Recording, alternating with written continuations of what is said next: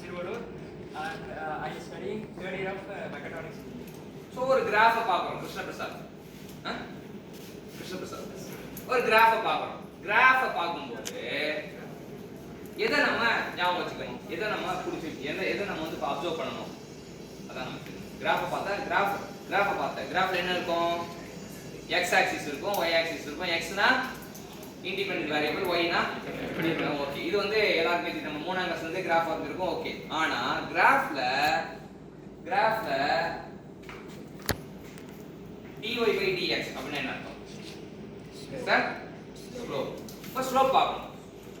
கிராஃப்ல நான் இன்ஜினியரா பார்க்கறேன், இன்ஜினியர் போய் x axis y ஆக்சிஸ்லாம் பார்த்துமே x y x வந்து பச்சை பந்து கூட பார்க்கணும். ஆனா நான் இன்ஜினியரா போய் பார்க்க போறேன்னா, நான் தான் இன்ஜினியர்னா நான் எதை பார்க்கணும்? ஸ்லோப் பார்க்கணும். ஸ்லோப்னா dy by dx. அப்ப dy by dx னா கான்செப்டா போடும்போது y by x னு சொல்லலாம். இல்லாட்டி இங்க இருக்க y வந்து லோடு, இங்க டிஃப்ளெக்ஷன், லோட் பை டிஃபார்மேஷன் சொல்லலாம். லோட் பை டிஃப்ளெக்ஷன்னா யாரு? டெக்னிக்கல் ஃபைட் என்ன வேல்யூ? லோட் எப்ப யூனிட் கண்டுபிடிக்கலாம். இப்போ நியூட்டன் மீட்டர் பர் மீட்டர் யார் வரும்? Load per unit deflection. Load per unit deflection is nothing but stiffness. சரியா? ஸ்டிஃப்னஸ்னா என்னது? Audience load per unit deflection. அப்ப இந்த ஸ்லோப் எதை குறிக்குதுன்னா ஸ்டிஃப்னஸ் குறிக்குது. சரியா? இவன் நல்லா யாருக்கு ஸ்லோப் அதிகமா இருக்கு? ஏகா பிகா சிகா? யார் நான் நின்னுட்டான்? யார் குனிஞ்சிருக்கான்? ஏ தான் நின்னுட்டான். அப்ப இவனுக்கு தான் ஸ்லோப் அதிகம், இவனுக்கு தான் ஸ்டிஃப்னஸ் அதிகம், இவனுக்கு ஸ்டிஃப்னஸ் கம்மி. சரியா? இப்போ இங்க 3 பேர்ல யாருக்கு ஸ்டிஃப்னஸ் அதிகம்? அப்ப இதான் ரைட் ஆன்சர். சிக்கு தான் சி. இவன் ஏ வந்து நல்ல ஸ்டிஃப்னஸ் ஜாஸ்தியா இருக்கும். இதுதான் ஆன்சர். சரியா? இவன் ஏ, இவன் பி, இவன் சி. இவனுக்கு ஸ்டிஃப்னஸ் கம்மி இல்லையா? ஸ்டிஃப்னஸ் கம்மி, குனிஞ்சிருக்கான். ஸ்டிஃப்னஸ் கம்மி குனிஞ்சிருக்கான். சரியா? ஸ்டிஃப்னஸ் கம்மி குனிஞ்சிருக்கான். அப்ப ஏ பி சி எப்படி கண்டுபிடிச்சோமா? கிருஷ்ணபிரசாத். புரியுதா புரியலையா? எப்படி புரிஞ்சு சொல்லுங்க பாப்போம். ஸ்டிஃப்னஸ் அதிகமா இருக்கிறது நிமிர்ந்திருப்பான். சரியா? ஸ்டிஃப்னஸ் கம்மியா இருக்கா? குனிஞ்சிருப்பான். ஐயா கும்புரசாமி அப்படின்னா ஆப்போசிட்னஸ் இல்ல. சரியா?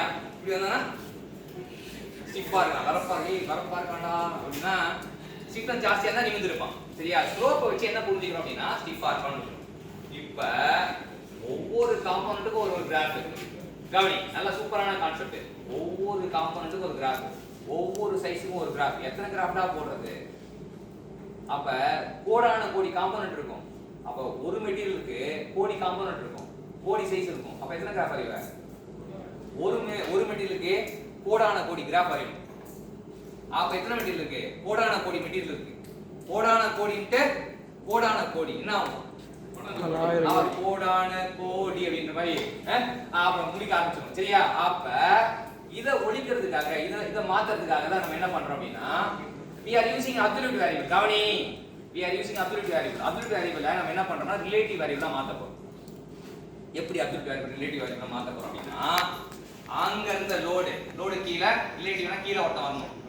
Load by area. இங்க டிஃபார்மேஷன் பை யூனிட் லெந்த். அப்ப லோட் பை ஏரியானா யாரு? அவன் என்ன சொல்லுவான்? அப்ப இவன் ஸ்ட்ரெயின். அப்ப எத்தனை சைஸ் இருந்தாலும், எத்தனை ப்ராடக்ட் இருந்தாலும், எவ்வளவுதான் இருந்தாலும் ஒரே கிராஃப் தான். ஒரே கிராஃப் எல்லாத்துக்கும் பொருந்தும். கோடான கோடி வந்து என்ன பண்ணிட்டாங்க? ஒரேவா மாத்தணும். எப்படி மாத்துறாங்க? அப்சல்யூட் வேரியபிள்ல இது யாருக்குமே தெரியாது. நீங்க வந்து இது ஏதாச்சும் ஒரு புக்ல கொடுத்துருக்கான்னு சொல்லுங்க. அப்ப எப்படி சார் தெரிஞ்சது? உங்களுக்கு மட்டும் எப்படி சார் தெரிஞ்சது? அது தானா சுரந்தது. சரியா? 200 வாட்டி நடக்கும் போது இப்படி இந்த கிராஃப் இப்படி மாறினா தெரிஞ்சது. அவ்வளவுதான். இதுதான் வந்து அந்த கிராஃபோட சிக்னிஃபிகன்ஸ். சரியா? நம்ம வந்து ஒரு அப்சல்யூட் வேல்யூ யூஸ் பண்ணதுக்கு பதிலா ரிலேட்டிவ் வேல்யூ யூஸ் பண்ணா எப்படி மாறுது கிராஃப்? எவ்வளவு பியூட்டிஃபுல்லா இருக்கு பாரு. இங்க கோடான கோடி கிராஃப் வச்சு நம்ம கதறதுக்கு பதிலா ஒரே கிராஃப்ல நம்ம இது பண்ணிடலாம். ஒரு மெட்டீரியலுக்கு ஒரு கிராஃப், ஸ்டீலா ஒரே கிராஃப், காஸ்டினா ஒரே கிராஃப், அலுமினியமா ஒரு கிராஃப். அவ்வளவுதான். அப்ப ஈஸியா இருக்கும். எல்லாத்துக்கும் வந்து ஆஸ் பை சார்ட் அப்படின்னு ஒரு புக் இருக்கும். அதை பார்த்தீங்கன்னா அதில் எல்லா ப்ராப்பர்ட்டிஸ் ஆஃப் இதெல்லாம் வந்து நல்லா இது பண்ணி டாக்குமெண்ட் பண்ணி கொடுத்துருப்போம். எல்லா கம்பெனியுமே அதை வச்சிருப்பாங்க ஆஸ் பை சார்ட். அதை வச்சு தான் வந்து மெட்டீரியல் செலெக்ஷன் பண்ணுவாங்க. சரியா? இந்த லோடு டிஃபார்மேஷன் டயக்ராம் எப்படி ஸ்ட்ரெஸ் லைன் டயக்ராம் அவனுக்கு கத்து கொடுத்த